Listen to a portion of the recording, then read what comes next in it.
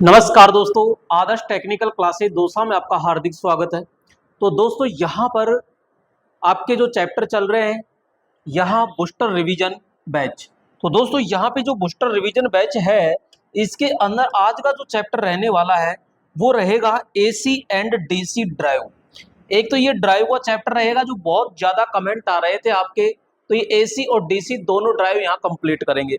दूसरा मेरे दोस्तों यहाँ पे प्रदीप्ति यानी कि जो विद्युत लैंप है, तो ये विद्युत लैंप कंप्लीट करेंगे। ठीक है, तो दो चैप्टर कंप्लीट होंगे आज, एसी डीसी ड्राइव और एक विद्युत लैंप। तो इसको ध्यान से आपको शुरू से एंड तक पढ़ना है, क्योंकि आपके यहाँ पे जो एग्जाम के हैं बहुत कम समय बचा है, तो आप पूरा ध्यान से एक ही बार में पूरा रिवाइज कर लीजिए दोस्तों। ठीक है, आइए स्टार्ट करते हैं। पहले दोस्तों यहाँ पे प्रदीप्ति, और दोस्तों यहाँ जो प्रदीप्ति है बोले तो इल्यूमिनेशन यानी कि विद्युत लैंप।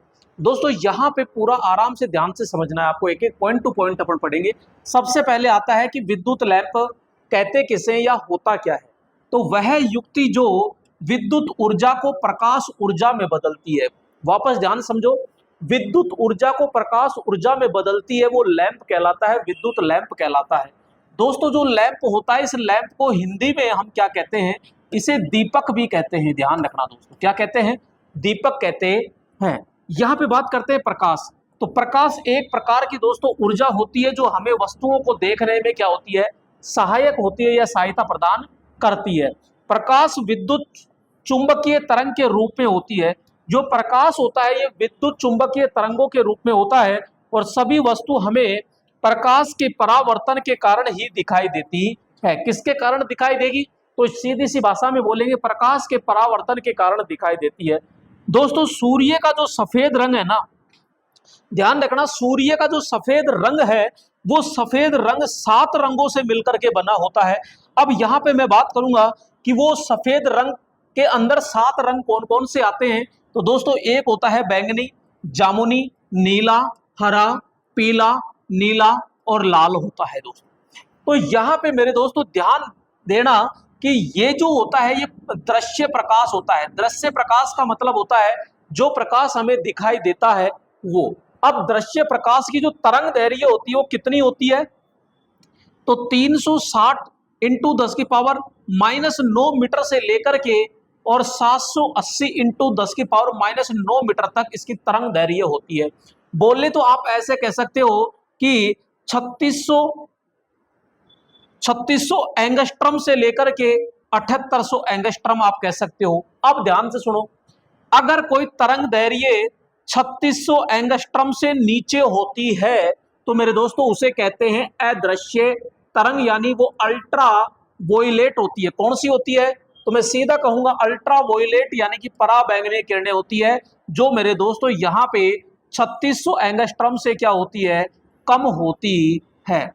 क्या होती है, 3600 एंगस्ट्रम से कम होती है। जबकि मेरे दोस्तों इधर जो है ये 7800 एंगस्ट्रम से जो अधिक होती है वो भी अदृश्य कहलाती है, लेकिन उनको कहते हैं अवरक्त यानी इंफ्रारेड तरंगे कहते हैं, जो 7800 एंगस्ट्रम से अधिक होती है।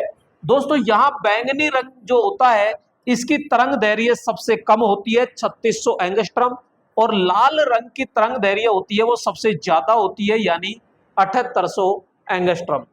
जिसकी तरंग दैर्घ्य दोस्तों कम होती है उसकी आवृत्ति बोले तो फ्रीक्वेंसी अधिक होती है 8 इंटू 10 की पावर 14 हर्ट्ज, जबकि यहाँ तरंग दैर्घ्य जिसकी ज्यादा होती है उसकी आवृत्ति कम होती है 4 इंटू 10 की पावर 14 हर्ट्ज होती है।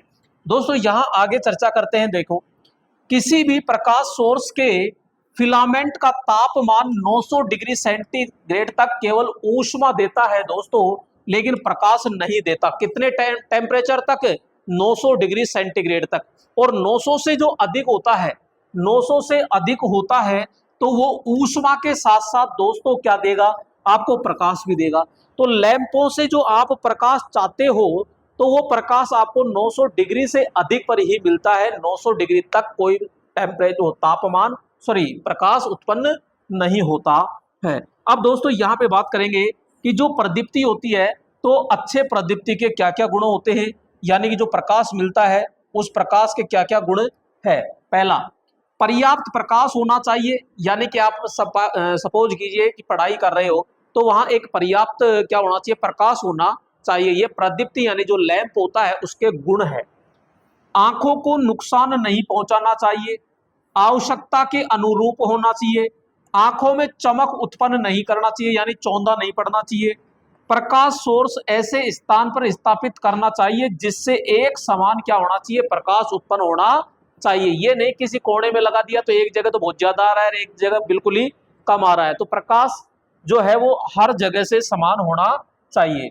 दोस्तों यहां पे अपन पढ़ते हैं अब, तो देखिएगा अच्छे प्रकाश के लाभ क्या है। दोस्तों लाभ क्या है, अगर पर्याप्त मात्रा में प्रकाश है तो वहां पे आप कोई भी कार्य कर रहे हो तो उस कार्य में क्या होगी, वृद्धि होगी।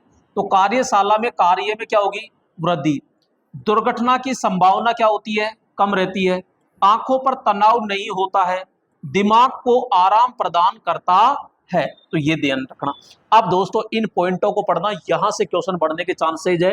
प्रदीप्ति यानी इल्यूमिनेशन, ये क्या होता है, तो किसी प्रकाश सोर्स से तल के इकाई क्षेत्रफल पर आने वाली प्रकाश की किरणों की संख्या क्या कहलाती है, प्रदीप्ति। दोस्तों इसको ऐसे समझिएगा, मैंने कहा कि ये जैसे कोई लट्टू है, ठीक है, और ये प्रकाश की किरणें क्या हो रही है दोस्तों, यहाँ पे आ रही है, ठीक है, ये प्रकाश की किरणें दोस्तों यहाँ पे आ रही है, और ये नीचे का धरातल है, तो इस धरातल पर ये किरणें आ रही है, तो ये किरणें की यानी कुल जो संख्या होती है, इन कुल संख्याओं को क्या कहते हैं, प्रदीप्ति कहते हैं। और प्रदीप्ति का प्रतीक क्या होता है, ई फॉर इल्यूमिनेशन होता है। दोस्तों इस प्रदीप्ति का जो मात्रक होता है वो मात्रक क्या होगा, लक्स या फिर ल्यूमन प्रति मीटर स्क्वायर होता है। क्या होगा, ल्यूमन प्रति मीटर स्क्वायर, या फिर होता है इसका मात्रक फोट होता है। ठीक है, तो लक्स याद रखिएगा। नेक्स्ट बात करते हैं कि मापक यंत्र, तो प्रकाश मापी यह फोटो डायोड पर आधारित होती है। तो दोस्तों किस पर आधारित होगा, तो हम सीधा कहेंगे फोटो डायोड पर आधारित होता है। यहां पे हम बात करेंगे प्रदीप्ति पुंज यानी कि फ्लक्स। तो किसी प्रकाश सोर्स से उत्सर्जित होने वाली प्रकाश किरणों की कुल संख्या क्या कहलाती है, प्रदीप्ति कहलाती है। क्या चाहिए, काट बाबू, पेन, कैंची, कैंची ऊपर से रहेगा।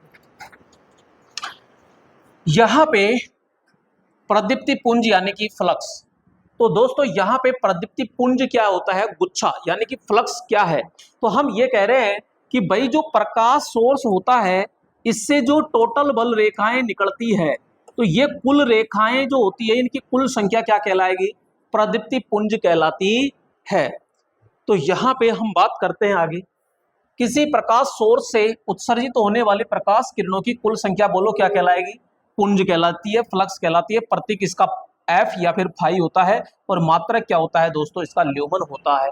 तो एक ल्यूमन बराबर कितना वाट होगा, तो हम सीधा कहेंगे 0.0016 वाट होता है। कितना, 0.0016 वाट होता है।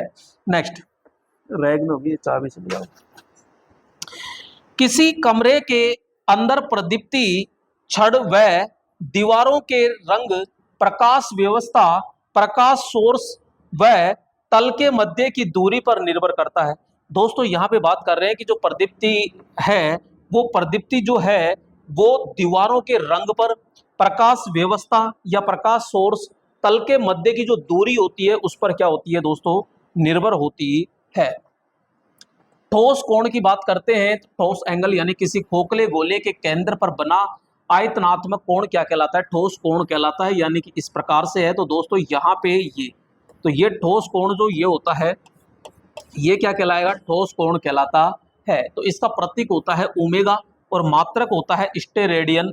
ठीक है, तो एक स्टेरेडियन बराबर होता है 4 पाई, जिसका मान होता है 12.57। तो यहाँ पे एक स्टेरेडियन बराबर कितना होता है, तो अपन कहेंगे 12.57 होता है। क्लियर। नेक्स्ट यहाँ पे बात करते हैं दोस्तों प्रदीप्ति तीव्रता यानी कि ज्योति तीव्रता। इल्यूमिनेशन यानी इंटेंसिटी, प्रकाश तीव्रता। तो किसी प्रकाश सोर्स से इकाई सोर्स कोण या इकाई ठोस कोण पर आधारित या उत्सर्जित होने वाला फ्लक्स क्या कहलाता है, प्रदीप्ति तीव्रता कहलाती है। तो दोस्तों यहाँ आराम से हम समझेंगे कि कोई भी यानी किसी प्रकाश जो होता है प्रकाश सोर्स से इकाई ठोस कोण पर उत्सर्जित, यानी कि ये मैंने अभी जस्ट बताया कि भाई ये है आपके, और इसका कोई भी इकाई ठोस कोण है, तो इस इकाई ठोस कोण पर जो उत्सर्जित जो प्रकाश होता है ना, उसकी जो तीव्रता होती है, यानी जो उत्सर्जित होने वाला जो फ्लक्स होता है, वही क्या कहलाएगी, प्रदीप्त तीव्रता कहलाती है। इसका प्रतीक क्या होता है, आई होता है, और मात्रक क्या होता है, कैंडला। तो दोस्तों इसको ज्योति तीव्रता कह दीजिए, ज्योति फ्लक्स कह दीजिए, ठीक है, प्रदीप्त तीव्रता या प्रकाश तीव्रता भी अपन कहते हैं। क्लियर दोस्तों। यहाँ पे ल्यूमन प्रति स्टेरेडियन होता है। एक कैंडला पावर बराबर 0.0201 वाट होता है। तो एक कैंडला पावर बराबर 10 लक्स होता है दोस्तों, ध्यान रखना ना। नेक्स्ट यहाँ पे बात करते हैं मानक मोमबत्ती। दोस्तों यहाँ पे मानक मोमबत्ती यानी स्टैंडर्ड कैंडल, तो 7.776 ग्राम, क्या 7.776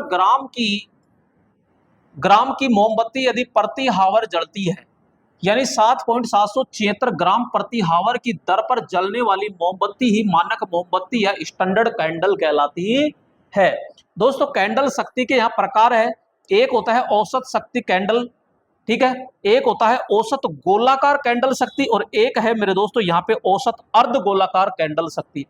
यानी कि यहाँ पे जो औसत क्षैतिज है वो ल्यूमन फ्लक्स बटा 4 पाई होता है, और जबकि औसत गोलाकार आ जाए तो संपूर्ण फ्लक्स बटा 4 पाई होता है, और अर्ध गोलाकार आ जाए तो कुछ नहीं करना, अर्ध गोलाकार फ्लक्स बटा 2 पाई आपको करना है, 4 पाई की जगह 2 पाई करना है। दोस्तों यहाँ पे बात करते हैं चमक यानी चमकीलापन या ब्राइटनेस। किसी सतह के प्रति इकाई क्षेत्रफल की प्रदीप्ति तीव्रता को हम क्या कहते हैं, चमक कहते हैं। तो इसका प्रतीक क्या होता है, बी होता है। मात्रक क्या हो जाएगा, कैंडला यानी प्रति मीटर स्क्वायर होता है। क्लियर। यहां पे B बराबर I बटा A। चौंध यानी गिलहरी, तो वह तीव्र प्रकाश जिसे आंखों से देखा नहीं जा सकता वो क्या कहलाता है दोस्तों, चौंध कहलाता है। जैसे सूर्य का प्रकाश है या वाहनों की जो हेडलाइट होती है वो, ठीक है। अब आता है मेरे दोस्तों यहाँ पे प्रदीप्ति दक्षता यानी एफिशिएंसी। तो दक्षता क्या होता है, तो दक्षता होता है आउटपुट बटा इनपुट। तो दोस्तों आउटपुट में तो प्रकाश मिलेगा भाई, प्रकाश सोर्स द्वारा उत्पन्न फ्लक्स, और इनपुट में क्या है, विद्युत, तो विद्युत शक्ति यहाँ पे। तो यही तो हम कहेंगे कि वैद्युतिक प्रकाश सोर्स से उत्पन्न होने वाली प्रकाश की कुल मात्रा तथा उसे प्रदान की गई विद्युत शक्ति का जो अनुपात होता है वही क्या कहलाएगी, दक्षता कहलाती है। तो दोस्तों फ्लक्स का मात्रक तो क्या हो गया, ल्यूमन, बटे की जगह प्रति आ गया, और यहाँ विद्युत शक्ति यानी वाट, तो ल्यूमन प्रति वाट क्या है, दक्षता होती है। तो प्रकाश की जो दक्षता है, लैंप की जो दक्षता है, उस दक्षता को किस में मापा जाता है, ल्यूमन प्रति वाट में मापा जाता है। नेक्स्ट बात करते हैं दोस्तों यहाँ पे अवशोषण गुणांक यानी एब्सॉर्प्शन फैक्टर। अब दोस्तों ये होता क्या है, तो किसी माध्यम में अवशोषित प्रकाश तथा आपतित प्रकाश का अनुपात ही अवशोषण गुणांक कहलाता है। तो अवशोषण गुणांक क्या है, तो किसी माध्यम में अवशोषित प्रकाश बटे में आपतित प्रकाश का जो अनुपात होता है वही आपका अवशोषण गुणांक, और ये 1 से क्या होता है, कम। अगला होता है परावर्तन यानी रिफ्लेक्शन फैक्टर। तो किसी माध्यम में परावर्तित प्रकाश तथा आपतित प्रकाश, कोई माध्यम है उस माध्यम में परावर्तित प्रकाश कितना है, और यहाँ नीचे है कि आपतित प्रकाश, तो दोस्तों इसका मान भी क्या होगा, 1 से कम होता है। नेक्स्ट यहाँ पे बात करते हैं कि सफेद रंग का सबसे अधिक प्रकाश को परावर्तित करता है जबकि काला रंग अवशोषित करता है सबसे अधिक, है ना। पारेषण गुणांक दोस्तों ट्रांसमिशन फैक्टर। तो किसी माध्यम में पारेषित प्रकाश तथा आपतित प्रकाश का अनुपात क्या कहलाएगा, तो पारेषण गुणांक कहलाता है। तो किसी माध्यम में पारेषित गुणांक तथा आपतित प्रकाश होता है दोस्तों, इसका मान 1 से क्या होता है, कम होता है। नेक्स्ट उपयोगिता गुणांक यानी यूटिलाइजेशन फैक्टर। तो उपयोग किया गया प्रकाश तथा उत्पन्न प्रकाश का अनुपात उपयोगिता गुणांक कहलाता है। उपयोगिता गुणांक की बात करते हैं दोस्तों, तो उपयोग किया गया प्रकाश बटा उत्पन्न प्रकाश होता है, और इसका मान भी क्या होता है, 1 से क्या होता है, कम होता है। तो दोस्तों उपयोगिता यानी उपयोग किया गया और डायरेक्ट उत्पन्न किया गया, तो इन दोनों का अनुपात क्या हो जाएगा, 1 से कम होता है। नेक्स्ट होता है अवपात गुणांक यानी डिप्रीसिएशन फैक्टर होता है, हास्य गुणांक होता है सभी वस्तु साफ होने पर उत्पन्न प्रकाश तथा वास्तविक प्रकाश का अनुपात ही अवपात गुणांक कहलाता है। सभी वस्तुओं को साफ होने पर जो उत्पन्न प्रकाश है वो और वास्तविक जो प्रकाश होता है तो दोस्तों इसका मान 1 से हमेशा अधिक होता है।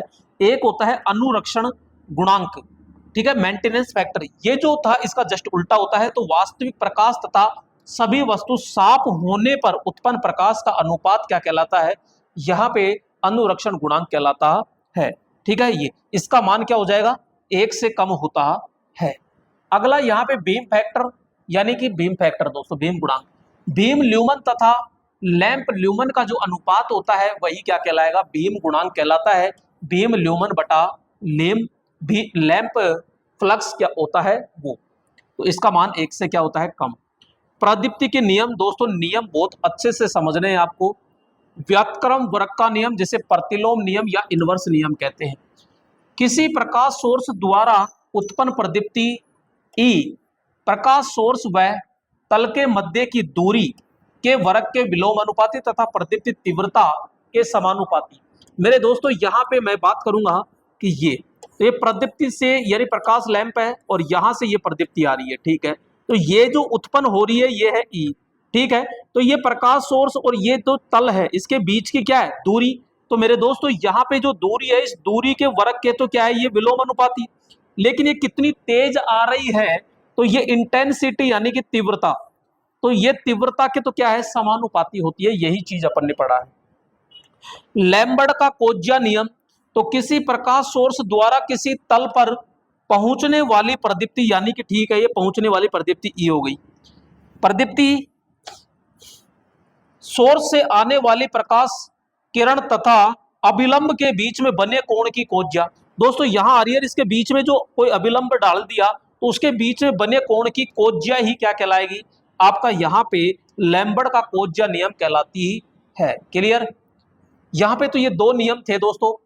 अब दोस्तों यहाँ पे बात करेंगे, देखो कार्य का स्थान है और एक यहाँ पे लक्स या ल्यूमन अपन बात करेंगे।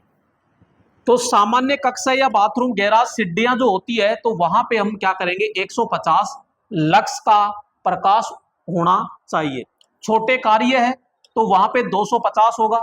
बहुत छोटे कार्य या ड्राइंग या घड़ी रिपेयरिंग होती है तो 1000 से लेकर के 2000 लक्स तक होता है। लाइब्रेरी, कक्षा कक्ष, अध्ययन कक्ष में दोस्तों 250 से 500 होता है। अस्पताल के अंदर अगर वार्ड की बात करते हैं तो 150, फर्स्ट एड बॉक्स की बात करते हैं तो 250, ऑपरेशन कक्ष के अंदर बात करते हैं तो 500 से 1000 और ऑपरेशन टेबल की बात करते हैं तो दोस्तों वहां पे क्या होता है, 2000 लक्स होता है। नेक्स्ट दोस्तों यहाँ पे बात करेंगे कार्यशाला या औद्योगिक क्षेत्र में 500 से 1000 और दुकान है, प्रदर्शनी है तो वहां 250 से 500 होता है। दोस्तों इसको थोड़ा सा ध्यान से समझना। प्रदीप्ति प्रकाश व्यवस्था के प्रकार हैं, तो यहाँ पे दोस्तों प्रदीप्ति प्रकाश व्यवस्था के ये प्रकार है भैया ना, प्रकार। अब यहाँ पे एक होता है प्रत्यक्ष प्रकाश व्यवस्था, एक होती है अर्ध प्रत्यक्ष प्रकाश व्यवस्था, एक होती है अप्रत्यक्ष, दूसरा है अर्ध अप्रत्यक्ष प्रकाश व्यवस्था और एक होती है सामान्य। दोस्तों इसमें प्रत्यक्ष का मतलब है कि पूरा प्रकाश अपन को मिले। तो दोस्तों इसकी जो डिजाइन है वो इस प्रकार से है कि पूरा का पूरा जो है नीचे की ओर मिले, तो 90% तो नीचे मिलेगा और 10% इधर उधर फैल जाएगा। तो ऐसा लैंप कहाँ प्रयोग करते हैं, टेबल लैंप है, नाइट लैंप आदि में। तो टेबल लैंप और नाइट लैंप है जो किसका उदाहरण है, प्रत्यक्ष प्रकाश का, ठीक है। दूसरा दोस्तों घरों के अंदर जो हम एलईडी लगा रहे हैं वो लगभग इसी प्रकार की आ रही है, आपको ध्यान हो तो यहाँ पे लगभग ये 60 से 90% तो नीचे और 10 से 40% इधर उधर प्रकाश फैल जाता है। तो ये सामान्य कार्य घर, दुकान आदि में हम प्रयोग करते हैं। एक होता है अप्रत्यक्ष। तो दोस्तों जो घरों में कई बार कोई लगाते हैं, हर कोई के नहीं मिलता, तो इसमें पूरा ऊपर की तरफ जा रहा है प्रकाश। देखो ये छत है ऊपर की, तो ये छत से नीचे की ओर लटक रहा है, तो 90% तो ऊपर छत की ओर जाएगा और 10% केवल नीचे की ओर आएगा ये, ठीक है। और यहाँ पे जैसे सिनेमा हॉल है, ड्रेसिंग रूम है तो आदि, डांसिंग रूम है, तो वहां पे दोस्तों ये लगाया जाता है। अर्ध अप्रत्यक्ष प्रकाश व्यवस्था, इसमें दोस्तों ये अर्ध है इस तरह और ये ऊपर छत की ओर लटका हुआ है, तो ये 60 से 90% तो ऊपर और 10 से 40% नीचे इधर उधर फैल जाता है। तो सजावटी लैंप है या होटल आदि में प्रयोग करते हैं। अब दोस्तों आपके 10 रुपए का जो लट्टू है वो लगभग इसी प्रकार का है, चारों तरफ प्रकाश दे देता है। तो ये सामान्य प्रकाश व्यवस्था होती है। तो 50% ऊपर और 50% नीचे, यानी चारों तरफ। तो ये सभी ऊंचे स्थानों पर क्या करते हैं, सजावटी लैंप कार्यों में हम प्रयोग करते हैं। तो ये बहुत इंपॉर्टेंट है मेरे दोस्तों। नेक्स्ट बात करते हैं यहाँ पे लैंप के प्रकार। तो दोस्तों यहाँ पे ताप दीप्त लैंप, इनकैंडिसेंट लैंप होता है जिन लैंपों में फिलामेंट गर्म होकर प्रकाश उत्पन्न करते हैं, तो ताप दीप्त लैंप कहलाते हैं। यानी इसमें क्या होते हैं, फिलामेंट होते हैं, फिलामेंट गर्म होंगे तो गर्म होने से प्रकाश उत्पन्न होता है, तो वही लैंप क्या कहलाएंगे, ताप दीप्त लैंप कहलाते हैं। तो दोस्तों यहाँ पे लैंपों के फिलामेंट पहली प्रायोरिटी किसे देनी है, टंगस्टन को। ये ऑप्शन में नहीं है तो दूसरा यहाँ कार्बन, और ये नहीं हो तो तीसरा यहाँ टंटालम, और ये नहीं है तो चौथा होता है यहाँ ऑस्मियम। तो दोस्तों 4 प्रकार के पदार्थ होते हैं जिनसे हम फिलामेंट बना सकते हैं, लेकिन 99% जो बनाते हैं वो हम टंगस्टन का प्रयोग करते हैं। और ये इसके प्रतीक चिन्ह होते हैं दोस्तों लैंपों के। तो लैंप की यहाँ पे कैप का व्यास जो होता है 15 mm यानी 1.5 सेंटीमीटर होता है। दोस्तों यहाँ पे जो लैंप ऊपर की तरफ होता है, यहाँ पे 2 पिन होती है और ये लैंप को रोकने के लिए, तो ये जो व्यास होता है ये 15 mm होता है। ठीक है, नेक्स्ट बात करते हैं दोस्तों यहाँ पे ताप दीप्त लैंप के प्रकार। अब ये दोस्तों यहाँ पे पहला है कार्बन फिलामेंट यानी तंतु लैंप। अब दोस्तों इसमें सीधा सीधा आपको समझना है, बाहरी आवरण होता है वो क्वार्टज कांच का होता है। फिलामेंट किसका बनेगा इसमें, कार्बन का, क्योंकि उसने पहले ही कह दिया कार्बन फिलामेंट है। वाट क्षमता 50 वाट है और दक्षता होती है इसकी 2.5 से 4 ल्यूमन प्रति वाट होती है। दोस्तों कार्यकारी जो तापमान होता है इसका 2000 डिग्री तक होता है। उपयोग डिमिंग परिपथ है, इंडिकेटर है, बैटरी चार्जिंग परिपथ है, ऊष्मा विकिरण आदि में हम प्रयोग करते हैं। कार्यकारी जो आयु होती है वो 600 से लेकर के 800 घंटे तक होती है। कितनी, 600 से लेकर के 800 घंटे तक होती है। यह लाल रंग का निम्न प्रकाश देता है दोस्तों। टंगस्टन फिलामेंट तंतु लैंप। तो दोस्तों यहाँ पे अब बात आती है टंगस्टन की, जो हम बहुत ज्यादा प्रयोग करते हैं। इस लैंप में फिलामेंट टंगस्टन धातु का बना होता है। सामान्यतः टंगस्टन अधिक उपयोग यानी प्रयोग करते हैं क्योंकि इसका गलनांक उच्च होता है, विशिष्ट प्रतिरोध भी उच्च होता है, तथा ताप गुणांक क्या होता है इसका धनात्मक होता है। और ये लैंप होते हैं दोस्तों 2 प्रकार के होते हैं। एक होता है निर्वात टंगस्टन फिलामेंट लैंप। दोस्तों जो निर्वात होता है, अगर मैं बात करूं तो इस प्रकार से, जैसे कि ये इस प्रकार से होता है दोस्तों, ये तो यहाँ पे, और ये 2 तार होते हैं जो फिलामेंट तो ये हो गया, और ये सपोर्ट वायर होते हैं। तो यहाँ से ये तो है और यहाँ से इस प्रकार से जोड़ते हैं, तो यहाँ बीच में निर्वात होता है बिल्कुल। बाहरी आवरण जो है किसका बनेगा, तो क्वार्टज कांच का। फिलामेंट किसका है, टंगस्टन का। ठीक है, वाट क्षमता कितनी है, 25 वाट तक होती है। और दक्षता की बात करते हैं तो 8 से लेकर के 10 ल्यूमन प्रति वाट, कितनी, 8 से 10 ल्यूमन प्रति वाट होती है। कार्यकारी दोस्तों तापमान जो है वो 2000 डिग्री तक होता है। यहाँ पे बात करेंगे कार्यकारी आयु यानी 750 से 850 घंटे होते हैं। उपयोग नाइट लैंप होता है दोस्तों, पिग्मी लैंप होता है। और पिग्मी लैंप कौन सा होता है, जिसको आप 0 वाट लैंप कहते हो, वही आपका पिग्मी लैंप होता है। कैंडल लैंप जो मोमबत्ती की तरह जलता है वो। सजावटी लैंप आदि के अंदर हम प्रयोग करते हैं। इसमें जो पारा होता है वो 10 की पावर -4 मिलीग्राम का हम प्रयोग करते हैं, निर्वात के रूप में होता है। दोस्तों यहाँ पे इस लैंप के द्वारा ऊर्जा का 90% भाग खर्च हो जाता है, केवल 10% भाग ही प्रकाश प्रदान करता है। नेक्स्ट यहाँ पे दोस्तों बात करते हैं कि गैस भरा टंगस्टन फिलामेंट लैंप। दोस्तों जो 10 रुपए का या 15 रुपए का जो मार्केट से आप लेके आते हो वो लैंप होता है ये। ठीक है, ये 2 पिन होती है जो तो टर्मिनल है जो जिसको अपन सप्लाई देते हैं।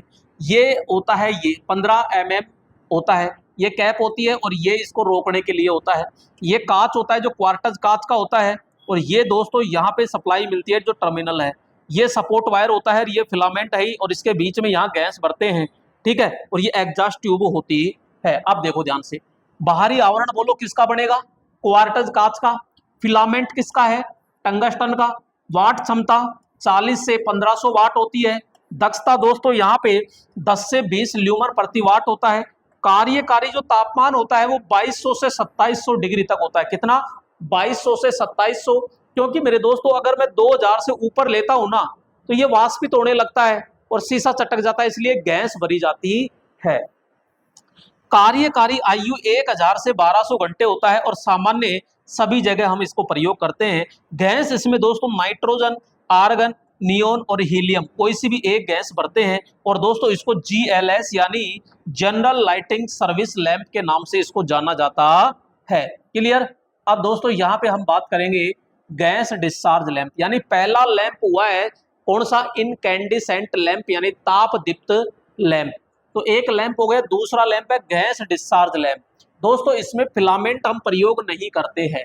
इस लैंप में गैसों को इलेक्ट्रॉन डिस्चार्ज क्रिया द्वारा प्रकाश उत्पन्न करते हैं। और दोस्तों यहाँ पे हम बात करेंगे कि जो आपके गैस डिस्चार्ज लैंप होता है इसका ये सिंबल होता है। और गैस डिस्चार्ज लैंप दो प्रकार के हैं। पहला है यहाँ पे सोडियम वेपर लैंप। दोस्तों यहाँ पे मैं डायग्राम की अगर बात करता हूँ तो ये जो लैंप है इसी तरह क्षैतिज अवस्था में लगाया जाता है। इसमें दो ये कांच की नली होती है, ये यू आकार में होती है।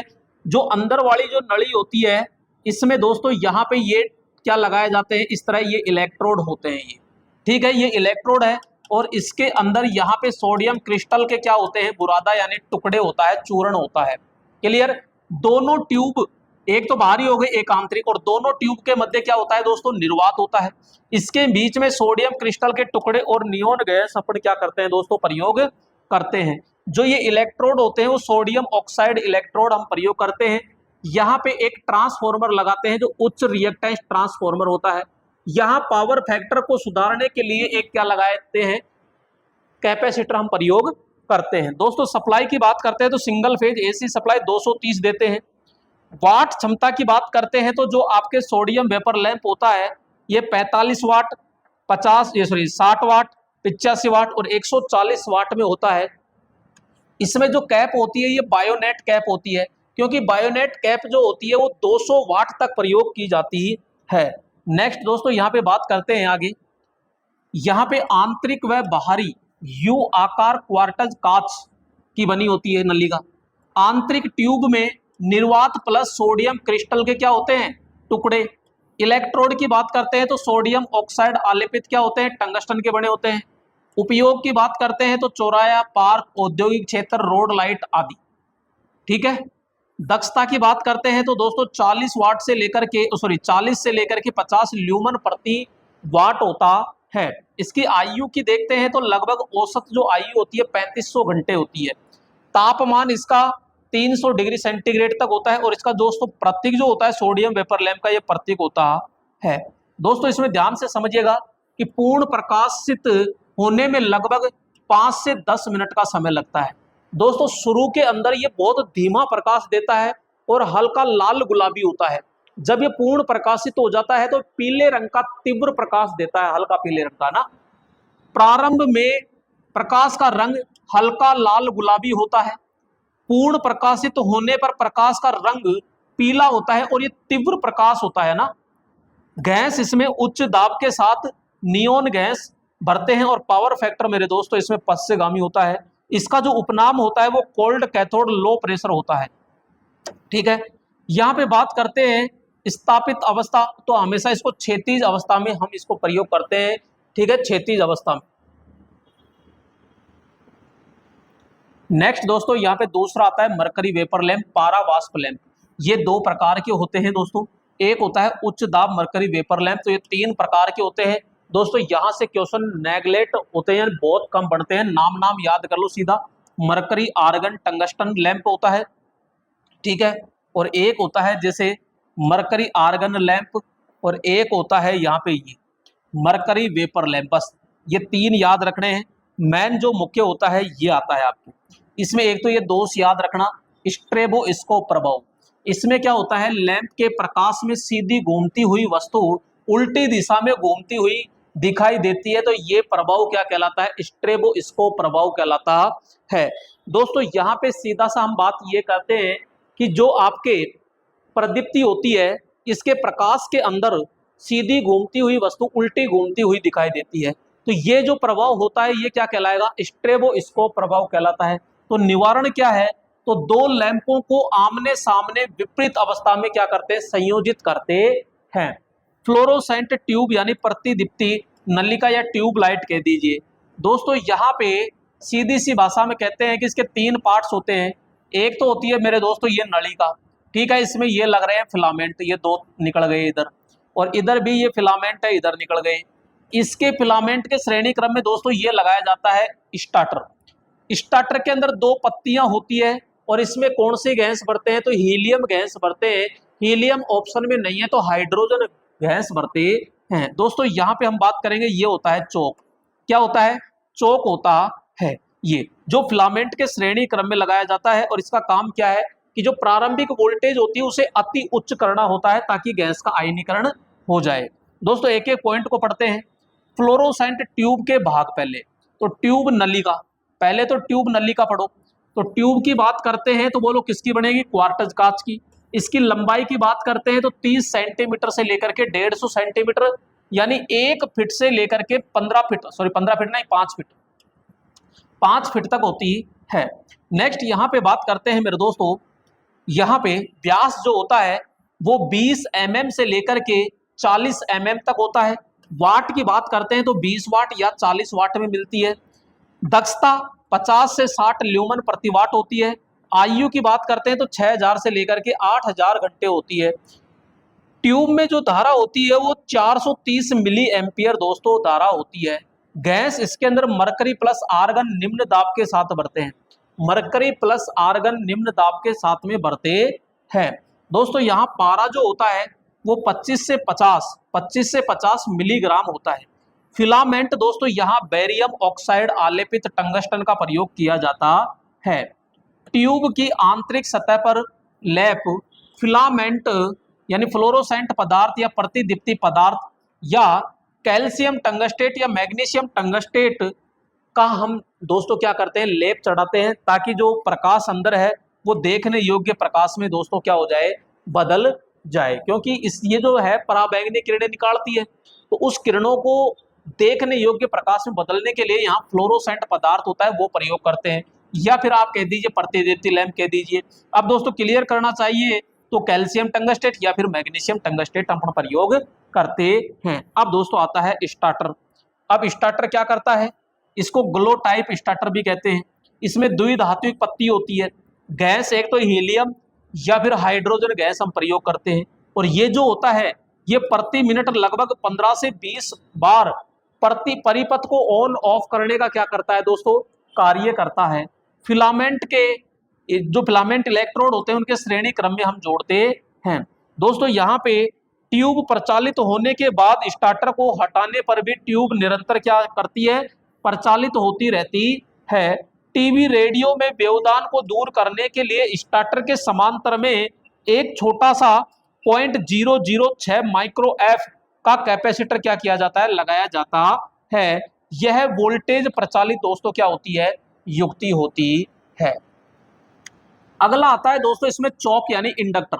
संयोजन यानी फेज के श्रेणी क्रम में अपन जोड़ते हैं। कार्य क्या है, तो प्रारंभिक वोल्टेज को अति उच्च करना, लगभग 1000 वोल्टेज तक इसको उच्च करना होता है। नेक्स्ट दोस्तों बात करते हैं यहाँ पे धारा को सीमित करना होता है। सिद्धांत क्या है, तो प्रेरण यानी इंडक्टेंस होता है। यह लोहे क्रोड युक्त चौक होता है। यह क्रोड ढीली होने पर हमिंग यानी कि हम ध्वनि आती है। यह एसी डीसी दोनों पर कार्य करती है दोस्तों। किस पर, एसी डीसी दोनों पर कार्य करती है। इसका उपयोग घर, दुकान, रोड लाइट आदि में किया जाता है। पावर फैक्टर यानी जो लैगिंग होता है दोस्तों, इसमें पावर फैक्टर कैसा होता है, तो हम बात करेंगे लैगिंग होता है। दोस्तों यहाँ पे तुरंत चालू होने वाली फ्लोरोसेंट है तो ये कनेक्शन इसमें करते हैं इस प्रकार से। दोस्तों अब आता है नियोन लैंप। तो दोस्तों नियोन लैंप आकार में इस प्रकार से होते हैं, ये पतला भी होता है, ये होता है। यहाँ पे हम सीधा बात करते हैं, इसका क्वार्टज कांच होता है। इसमें 2 इलेक्ट्रोड होते हैं दोस्तों, ये इलेक्ट्रोड होते हैं। तो इसमें तांबा या लोहा और एक होता है निकिल का। गैस इसमें कौन सी प्रयोग करते हैं, तो नियोन गैस प्रयोग करते हैं। कितने वाट में बनाया जाता है, तो ये नियोन लैंप जो प्रत्येक नियोन लैंप है ये 0.5 वाट में बनाए जाते हैं, ओनली फॉर 0.5 वाट में। और इसके श्रेणी क्रम में यहाँ पे एक प्रतिरोध लगाते हैं जो लगभग 2 किलो ओम का होता है। आकार कैसा होता है? छोटा। कीमत भी इसकी क्या होती है दोस्तों? कम होती है। नेक्स्ट बात करते हैं, उपयोग इंडिकेटर है, फेज टेस्टर आदि में इसका प्रयोग करते हैं। कोल्ड कैथोड लैंप इसे कहते हैं। एसी डीसी दोनों पर क्या करता है? ये कार्य करता है। और रंग की बात करते हैं तो हल्का लाल गुलाबी ये क्या करता है? प्रकाश देता है। दोस्तों ये नियोन लैंप था, ये नियोन साइन ट्यूब होती है। ये नियोन साइन ट्यूब जो अक्षरों में बना होता है और इसका जो उपयोग किया जाता है दोस्तों, ये आपके विज्ञापन कार्यों में किया जाता है।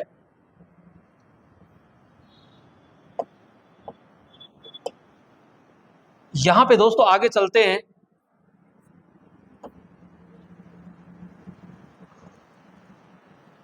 हाँ जी, अब देखो आगे। अरे भाई चल,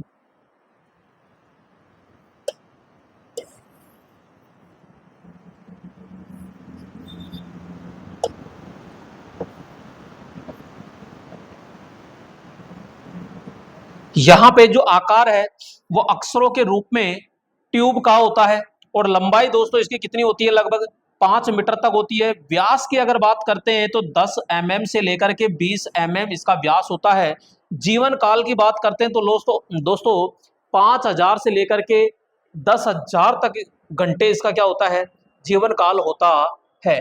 नेक्स्ट यहाँ पे बात करते हैं गैस इसके अंदर कौन सी होती है? तो निम्न दाब पर नियोन गैस भरते हैं। दोस्तों इसमें जो एक ट्रांसफॉर्मर लगाया जाता है जो स्टेप अप उच्च रिएक्टेंस ट्रांसफॉर्मर होता है।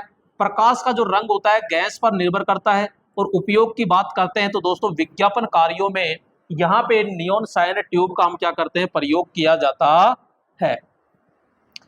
यहाँ पे दोस्तों दक्षता जो होती है इसकी 40 ल्यूमन प्रति वाट और 60 ल्यूमन प्रति वाट तक होती है।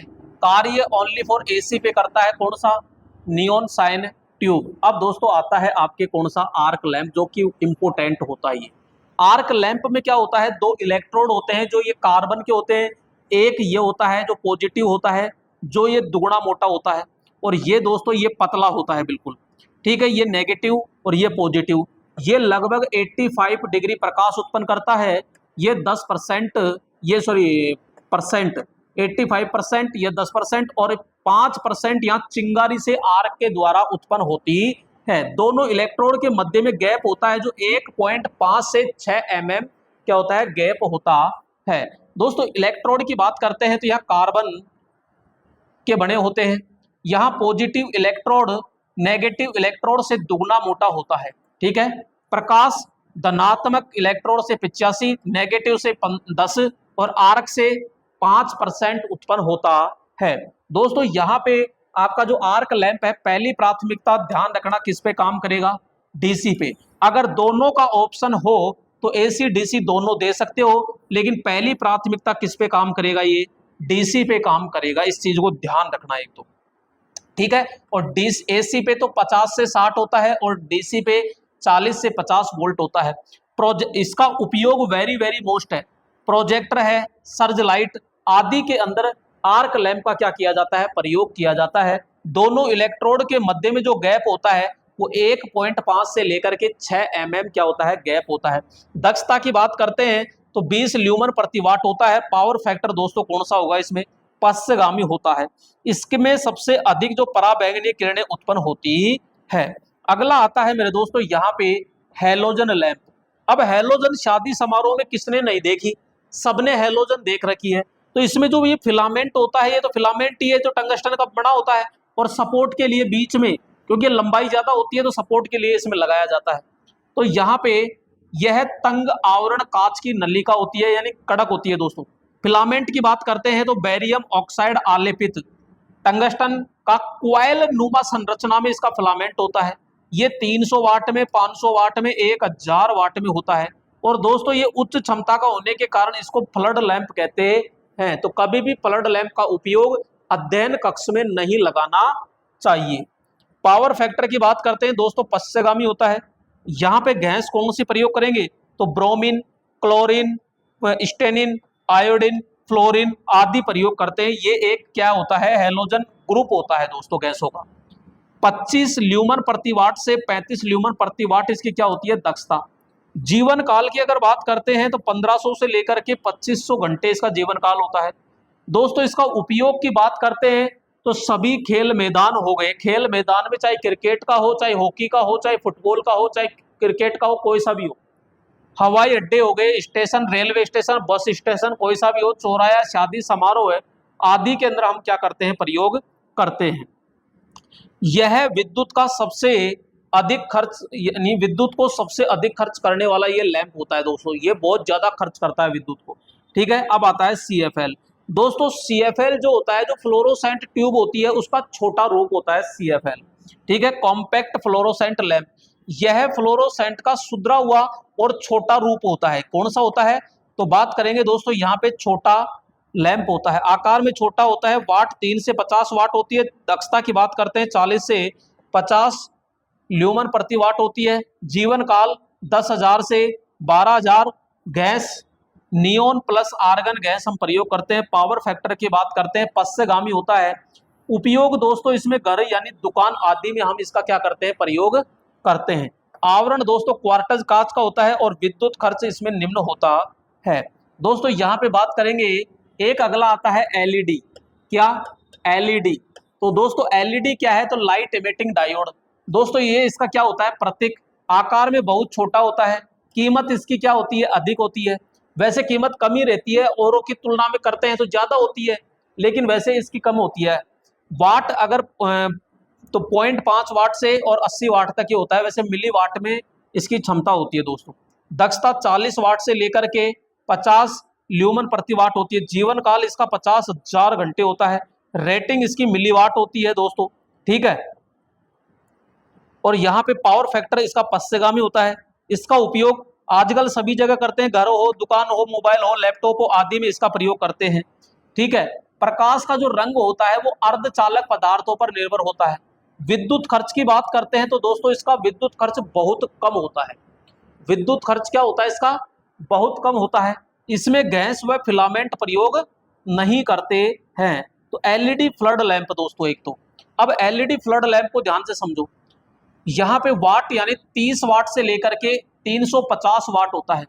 दक्षता की बात करते हैं तो 30 ल्यूमन प्रति वाट से 40 ल्यूमन प्रति वाट होता है दोस्तों। LED फ्लड लाइट जो आजकल शादी समारोह में लगाते हैं, हैलोजन की तरह ही होती है, हैलोजन के स्थान पे लगाते हैं वो। जीवन काल 50,000 होता है। कीमत की बात करते हैं तो अधिक, वजन क्या होता है, कम होता है। उपयोग पार्क, शादी समारोह, चौराहे, औद्योगिक क्षेत्र आदि में करते हैं। यहाँ पे दोस्तों LED लैंप जो होता है बड़ा रूप होता है। कहाँ लगाते हैं, तो दीवार या छत या खंभों पर इसको लगाया जाता है। हैलोजन का एक सुधरा हुआ क्या होता है, ये रूप होता है। एक दोस्तों होता है स्पॉट लैंप। यह लैंपों के साथ प्रोजेक्टर तथा परावर्तक प्रयोग किए जाते हैं। इसका उपयोग फिल्म जगत में किया जाता है। दोस्तों सोलर लैंप तो आपने देख लिया होगा, यहाँ पे ये LED लैंप होता है और ये एक सोलर प्लेट होती है। ठीक है, तो यह आउटडोर लैंप होता है। दक्षता इसकी उच्च होती है, जीवन काल भी उच्च होता है, कीमत इसकी उच्च होती है और वजन इसका क्या होता है दोस्तों, कम होता है। नेक्स्ट यहाँ पे बात करेंगे दोस्तों, जलती बुझती लैंप लड़ी। दोस्तों यहाँ पे कम वोल्टेज 3 से 6 वोल्ट लैंप का लड़ी के श्रेणी क्रम में ट्यूब लाइटर, स्टार्टर या फ्लैशर लैंप यानी मास्टर लैंप संयोजित करते हैं। आपने शादी समारोह में देखा होगा, जो लड़ियां लगाते हैं वो ऐसे लगता है जैसे कोई जलती बुझती है और वो बग रही है जलती हुई। ठीक है, तो उनके लिए जो हम 2 लैंप होते हैं बीच में लगाते हैं, जिनको मास्टर लैंप या फ्लैशर लैंप कहते हैं। और जो उच्च क्षमता के जो लैंप होते हैं 60 वाट के, तो उसमें एक ड्रम स्विच हम प्रयोग करते हैं। तो लैंप लड़ी में अगर 5% अधिक लैंप प्रयोग करते हैं, क्योंकि सप्लाई वोल्टेज में 5% का दोस्तों क्या होता है, फेरबदल होता है। अब उच्च वोल्टेज क्षमता के लैंपों की लड़ी में कौन सा स्विच होता है, तो ड्रम स्विच हम प्रयोग करते हैं। सजावटी लैंप लड़ी में लैंपों की संख्या, तो दोस्तों यहाँ सप्लाई वोल्टेज बटा एक लैंप का क्या वोल्टेज इंटू 105 बटा क्या ठोक दो, सीधा 100 ठोक दीजिए। ठीक है, एक सूत्र ये होता है, सप्लाई वोल्टेज बटा एक लैंप का वोल्टेज प्लस एक, यानी सप्लाई वोल्टेज बटा एक लैंप का वोल्टेज इंटू में 5% कर दीजिए। ठीक है, जैसे कि बात करते हैं यहाँ पे, किसी लैंप लड़ी में प्रति लैंप 6 वोल्ट है श्रेणी क्रम में 240 वोल्ट सप्लाई के साथ में संयोजित करते हैं तो लैंपों की संख्या ज्ञात कीजिए। तो दोस्तों सूत्र तो ये है, सप्लाई वोल्टेज कितना है 240, एक लैंप का वोल्टेज कितना है 6, और यहाँ पे 105/100, तो 21 से ये कट गया, 20 से ये कट गया, 5 से काट रहे हैं, ठीक है। फिर 20 से ये काटा, कितनी बार कट गया, तो 2 बार, ठीक है। और 6 से ये कट गया, फिर यानी 6 से ये कट गया, 6 दूनी 12, 26 बार, 6 चौका 24, यानी 40 बार, ठीक है। और ये गया सीधा 2 बार, और 21 × 2 बराबर कितना होगा दोस्तों, 42 होता है। तो इस प्रकार से आप निकाल सकते हो। 0 वाट का जो लैंप होता है दोस्तों, वो 15 से 25 वाट क्षमता में प्रयोग होता है। तो ये दोस्तों आपके कौन सा स्विच होता है, ये ड्रम स्विच होता है। ये लकड़ी का बेलनाकार होता है जिसपे एक पूरी स्लिप रिंग होती है, और एक स्लिप रिंग को 3 भागों में तोड़ करके अलग अलग जोड़ दिया जाता है। नीचे 4 ब्रश होती है। नेक्स्ट दोस्तों, यहाँ पे प्रकाश का जो रंग मापने के लिए गिल्ड्स पिकलर प्रयोग करते हैं। ड्रम स्विच एक रिंग को 3 भागों में विभाजित करके प्रयोग करते हैं। इसमें एक एसी मोटर हम प्रयोग करते हैं। यह 15 वाट के 200 से 300 लैंपों को नियंत्रित कर सकता है। दोस्तों यहाँ पे बात करते हैं लास्ट, यहाँ पे दोस्तों बात करेंगे कि जो गैस होती है, यह गैस से कौन कौन सा रंग निकलता है। दोस्तों अगर नियोन गैस है तो नियोन गैस से लाल रंग निकलेगा। नियोन गैस से कौन सा, तो यहाँ पे बात करेंगे लाल। नियोन प्लस अगर आर्गन है तो दोस्तों यहाँ पे नारंगी लाल होता है। यहाँ पे मरकरी प्लस आर्गन यानी कि नीला होता है। हीलियम का दोस्तों पीला होता है। सोडियम का पीला होता है। यहाँ नियोन प्लस मरकरी का हरा होता है, और नियोन प्लस हीलियम का कैसा होता है, सुनहरा। दोस्तों गैस की जगह अगर कोई पदार्थ हो, चूर्ण हो यानी कण हो, कैडमियम बोरेट का गुलाबी, कैल्शियम सिलिकेट का गुलाबी, जिंक सिलिकेट का हरा, मैग्नीशियम टंगस्टेट का नीला सफेद, कैल्शियम टंगस्टेट का नीला, और जस्ता बेरिलियम का दोस्तों कौन सा होता है, यहाँ पे पीला होता है। तो इस प्रकार से ये जो आपका प्रदीप्ति लैंप था दोस्तों, ये क्या हो चुका है, बिल्कुल कंप्लीट हो चुका है। अब दोस्तों यहाँ पे हम पढ़ते हैं ड्राइव, ठीक है। यहाँ पे बात करते हैं ड्राइव। अब दोस्तों ड्राइव क्या होता है, तो यहाँ पे 2 प्रकार की होती है, एक होता है एसी और एक होता है डीसी ड्राइव। ड्राइव का मतलब है जैसे कोई बस है और बस को कोई एक ड्राइवर चला रहा है, तो वो जो ड्राइवर बस को चला रहा है ना, वही ड्राइव है। इसी प्रकार यहाँ पे मशीन होती है हमारी, एसी मोटर होती है, डीसी मोटर होती है। तो उस मोटर को कंट्रोल करने की जो युक्ति होती है, उसकी गति नियंत्रण को गति नियंत्रण करते हैं, तो वो युक्ति मेरे दोस्तों बोलो क्या कहलाएगी, तो यहाँ पे एसी और डीसी ड्राइव होती है। क्लियर। तो यहाँ पे अब देखो एक एक पॉइंट को ध्यान से समझो। इसमें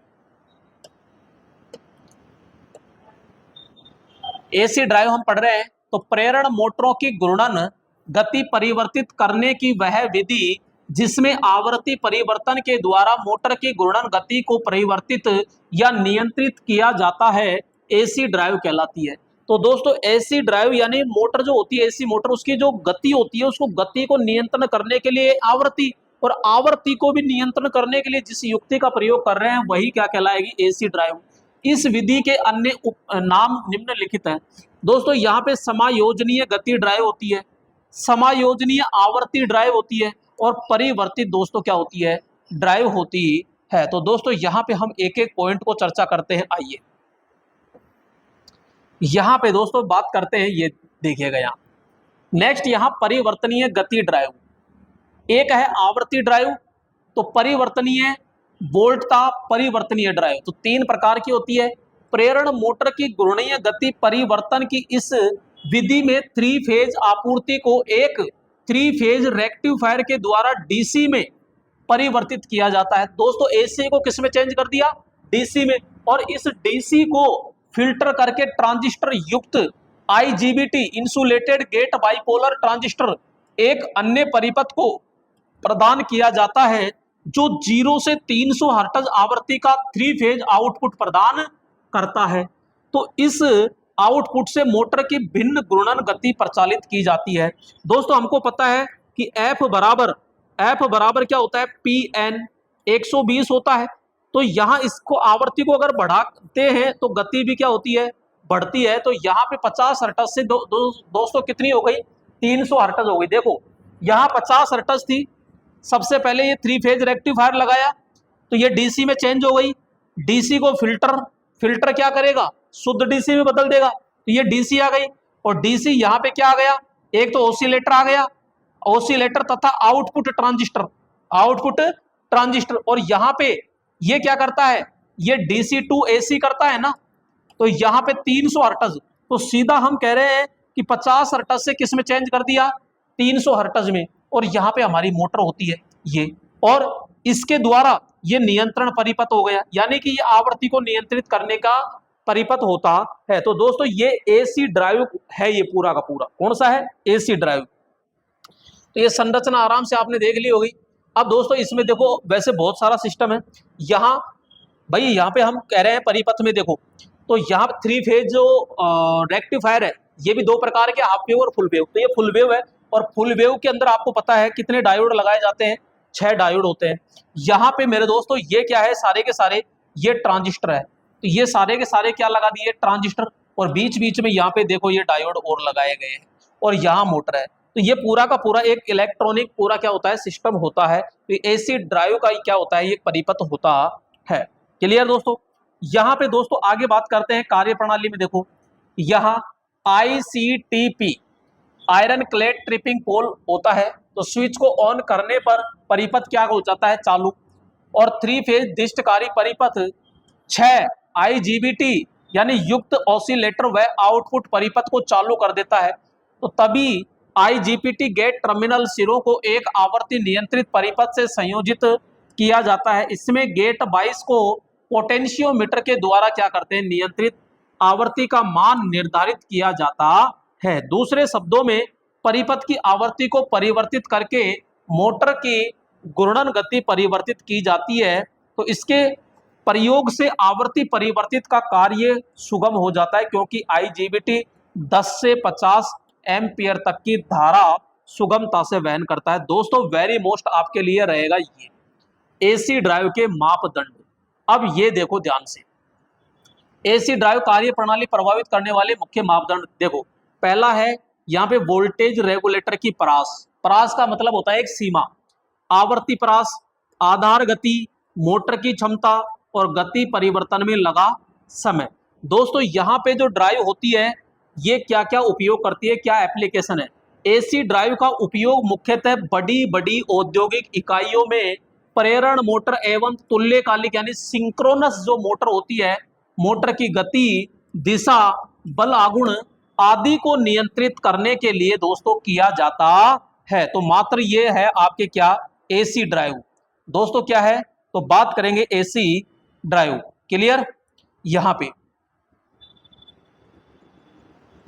अब देखो, अब बात आती है दोस्तों डीसी ड्राइव की। अब डीसी ड्राइव क्या है, तो डीसी ड्राइव वह प्रणाली है जिसके द्वारा डीसी मोटर की घूर्णन गति नियंत्रित की जाती है। चूंकि डीसी मोटर की गति आर्मेचर वोल्टेज के अनुक्रमानुपाती होती है, इसलिए आर्मेचर वोल्टेज परिवर्तित करके डीसी मोटर की गति को क्या किया जाता है, नियंत्रित करते हैं। भाई चुंबकीय फ्लक्स तो जैसे दोस्तों सपोज करो स्थायी चुंबक है, उसको तो आप कुछ नहीं कर सकते, तो आर्मेचर पर जो वोल्टेज जा रहा है उसी को तो कम ज्यादा करोगे ना। तो आर्मेचर वोल्टेज को परिवर्तित करके जिसको अपन बैक ईएमएफ कहते हैं, तो बैक ईएमएफ के द्वारा अपन क्या करते हैं, कम ज्यादा।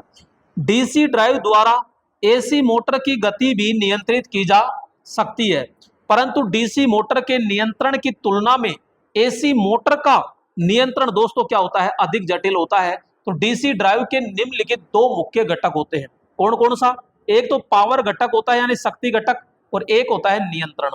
ठीक है। अब दोस्तों यहां दोनों ही पढ़ते हैं। शक्ति घटक एसी आपूर्ति को रेक्टिफायर परिपथ के द्वारा डीसी में परिवर्तित करने वाला भाग शक्ति घटक कहलाता है। और नियंत्रण क्या है, तो एक उच्च गति वाला टाइमर होता है दोस्तों, यहाँ पे परिपथ होता है जो शक्ति को ठोस अवस्था युक्ति तथा IGBT SCR यानी सिलिकॉन कंट्रोल रेक्टिफायर के अंदर बदलता है। तो दोस्तों यहां पे बात करते हैं ये थायरिस्टर अर्थात SCR यानी सिलिकॉन कंट्रोल रेक्टिफायर युक्त डीसी मोटर घूर्णन गति नियंत्रण परिपथ निम्न चित्र में दर्शाया गया है। थायरिस्टर के प्रयोग का मुख्य लाभ यह है कि निम्न वोल्टता पर मोटर की आर्मेचर वोल्टता को परिवर्तित करके डीसी मोटर की घूर्णन गति को क्या करते हैं दोस्तों, परिवर्तित करते हैं। तो यहां जैसे कि परिपथ में दो डायोड है, दो ट्रांजिस्टर है, एक एससीआर है, ठीक है। यहां पे मैं बात करूंगा दोस्तों, यहां पे एक तो ये एससीआर ये रहा, ठीक है, एक ट्रांजिस्टर दूसरा ट्रांजिस्टर, यहां पे मेरे दोस्तों यहां पे एक डायोड ये रहा और दूसरा डायोड ये रहा, क्लियर। तो ये सारी चीज होती है और यहां पे लगा दी मोटर। एससीआर प्रयोग करते इस परिपथ के द्वारा रिपल्सन मोटर अतिरिक्त सभी प्रकार की डीसी मोटर की घूर्णन गति का नियंत्रण किया जाता है, ठीक है। तो ये सारा का सारा आराम से अपन बदल सकते हैं दोस्तों। कार्य प्रणाली में ऐसा कुछ नहीं है, सीधा आइए यहाँ पे कार्य प्रणाली। अब ये देखिएगा डीसी ड्राइव के दोस्तों प्रकार की बात करते हैं, तो यहाँ पे एक होता है regenerative DC drive. Regenerative DC drive, तो दोस्तों यहाँ पे जिन डीसी ड्राइव के द्वारा मोटर की गति एवं घूर्णन दोनों दिशाओं में नियंत्रित किया जाता है। दोस्तों एक तो होता है कम ज्यादा करना, एक होता है उल्टी सुल्टी घुमाना, ठीक है। तो यहाँ पे घूर्णन दोनों दिशाओं में नियंत्रित किया जाता है, तो रीजनरेटिव डीसी ड्राइव कहलाते हैं। इस डीसी ड्राइव के द्वारा मोटर की गति और घूर्णन दिशा दोनों अतिरिक्त बल आघूर्ण भी नियंत्रित किया जा सकता है। तो दोस्तों यहाँ पे यह है रीजनरेटिव, ठीक है। एक होता है नॉन रीजनरेटिव, तो इसका मतलब नॉन है तो ये दोनों दिशाओं में काम थोड़ी करेगा भाई। जिन डीसी ड्राइव के द्वारा मोटर की गति एवं घूर्णन दिशा सिर्फ एक दिशा में ही नियंत्रित किया जा सकता है, तो भाई या तो आप सीधी दिशा में ही गति नियंत्रण कर लो या विपरीत दिशा में, दोनों दिशाओं में गति को नियंत्रण नहीं कर सकते। नॉन रीजनरेटिव डीसी ड्राइव कहलाते हैं। यह DC drive regenerative DC drive की अपेक्षा क्या होते हैं, सस्ता और बिल्कुल सरल भी होता है। दोस्तों बात करते हैं यहां पे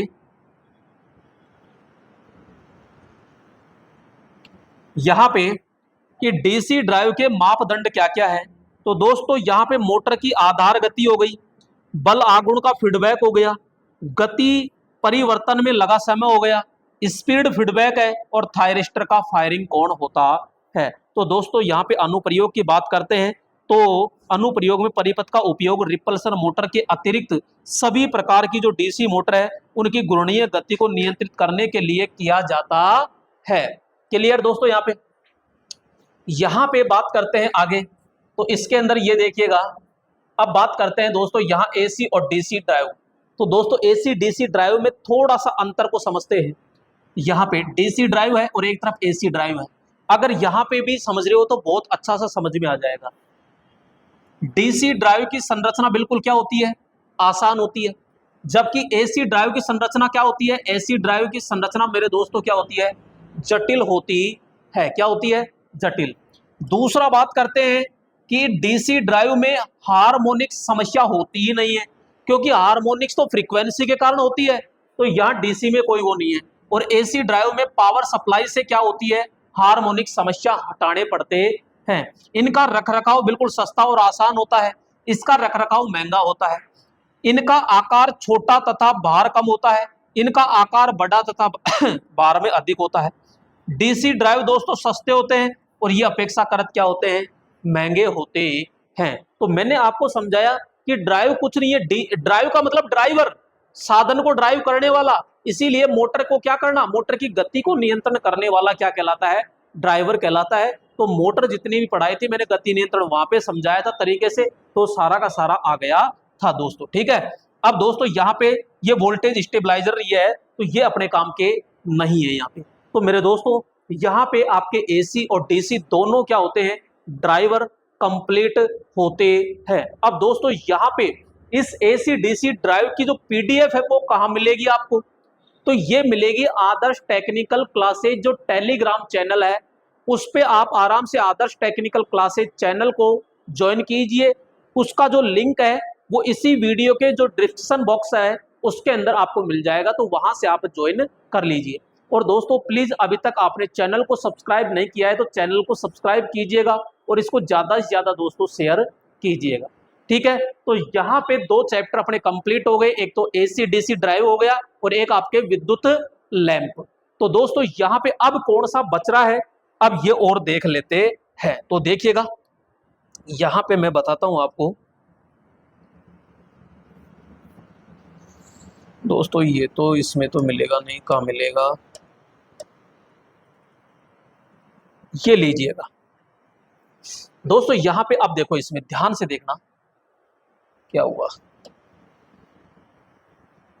अरे हो जा बेटा, ये देखो दोस्तों, ये आपका सिलेबस है और इस सिलेबस के अंदर पेन चलेगा नहीं चलेगा, यहाँ तो चलेगा ही नहीं। हाँ,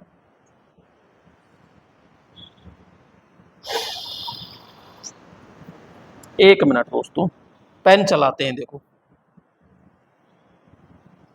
कहां से क्या होगा।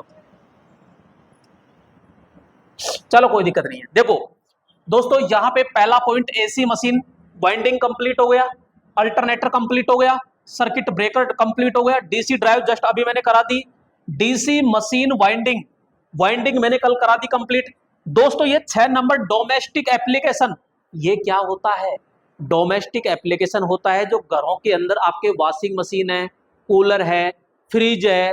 तो दोस्तों ये जो चैप्टर होता है, ये मैंने आपको जो पीडीएफ दी है तो उसमें घरेलू उपकरण पीछे की तरफ चैप्टर दिया गया है, तो वो आप पूरा पढ़िएगा। घर के अंदर जो विद्युत के जो उपकरण होते हैं वो सारे के सारे उपकरण इसमें आएंगे। इमर्सन रोड है, हीटर है, ठीक है, विद्युत केतली है, सीलिंग फैन है, वॉशिंग मशीन है, फ्रिज है, ये सारे के सारे किस में आएंगे, डोमेस्टिक एप्लीकेशन में आएंगे। प्रदीप्ति इल्यूमिनेशन ये कंप्लीट हो गया। इंडस्ट्रियल वायरिंग कल कंप्लीट करा दी दोस्तों। Machine control, cabinet control panel layout, एक ये चैप्टर बच रहा है, तो ये चैप्टर अपन कल कंप्लीट करेंगे। पावर जनरेशन हो गया, सिंगल फेज हो गया, सिंक्रोनस हो गया, थर्मल हाइड्रो, ये क्या है, हाइड्रो इलेक्ट्रिक हो गया, न्यूक्लियर हो गया, ठीक है। और यहाँ पे 3 फेज इंडक्शन मोटर भी कंप्लीट है। ट्रांसफॉर्मर वाइंडिंग, तो वाइंडिंग तो हो गई, लेकिन ट्रांसफॉर्मर जो चैप्टर है ये मैं कंप्लीट करा दूंगा। ट्रांसमिशन इलेक्ट्रिक पावर हो गया, ठीक है। और VVVF एसी ड्राइव, तो दोस्तों एसी ड्राइव हमने कंप्लीट कर ली है, और अंडरग्राउंड केबल भी कंप्लीट कर ली। दोस्तों यहाँ पे 18 जो चैप्टर है, 18 में से एक तो आपके ट्रांसफॉर्मर बाकी है, और एक आपके 9 नंबर मशीन कंट्रोल ये बाकी है, ठीक है, और एक 6 नंबर डोमेस्टिक एप्लीकेशन। और बाकी मैंने दोस्तों गिन गिन के एक एक चैप्टर कंप्लीट करा दिए हैं आपको। क्लियर? तो यहाँ पे अब नेक्स्ट क्लास के अंदर फिर मुलाकात करेंगे, ठीक है। तो तब तक के लिए जय हिंद दोस्तों।